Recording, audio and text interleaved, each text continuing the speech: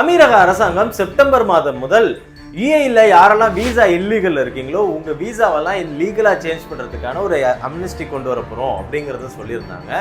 So இந்த அம்னஸ்டிக்கு முதல்ல நீங்க ரெடியா இருக்கீங்களா என்னன்னு கேட்குறீங்களா? நமக்கு இந்த அம்னஸ்டி எப்படி வரப்போகுது அப்படிங்கிறது தெரியலன்னா கூட கடந்த காலங்களில் அமீரக அரசாங்கம் என்ன மாதிரிலாம் அம்னஸ்டி கொடுத்துருக்காங்க அப்படிங்கிறத வச்சு சில எக்ஸ்பெக்டேஷன்ஸ் இருக்கு. அதை முதல்ல நம்ம சைட்ல இருந்து இந்த எலிஜிபிலிட்டி வரும்பொழுது நம்ம ஃபில்லா இருக்கணும். முதல்ல நீங்க இந்த யுஏஇல விசிட் விசாலையோ இல்லை எம்ப்ளாய்மெண்ட்லயோ இருந்து ஓவர் ஸ்டேல இருக்கீங்க அப்படின்னா உங்களுக்கு தான் இந்த ஆப்பர்ச்சுனிட்டி யூஸ் ஆக போகுது.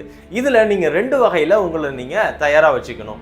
ஒன்று நீங்க ஓவர் ஸ்டேல இருக்கீங்க அப்படின்னா இன்சைட் கண்ட்ரில இருந்து வேற ஜாபுக்கு நீங்க சுவிட்ச் ஆகிற மாதிரி கம்பெனிஸோட ஜாப் ஆஃபர் லெட்டர் இந்த மாதிரி டாக்குமெண்ட்ஸ் எல்லாம் வச்சிருந்தீங்கன்னா இந்த அம்னஸ்டியை நீங்க யூஸ் பண்ணிக்கலாம். அப்படி இல்லைன்னா கண்ட்ரியை விட்டு எக்ஸிட் ஆறீங்கன்னா அவுட் பாஸ் மூலியமா இந்த அம்னஸ்டியை நீங்க யூஸ் பண்ணி எந்தவித பேமெண்ட்டும் இல்லாம கண்ட்ரியை விட்டு எக்ஸிட் ஆகலாம். ஸோ இந்த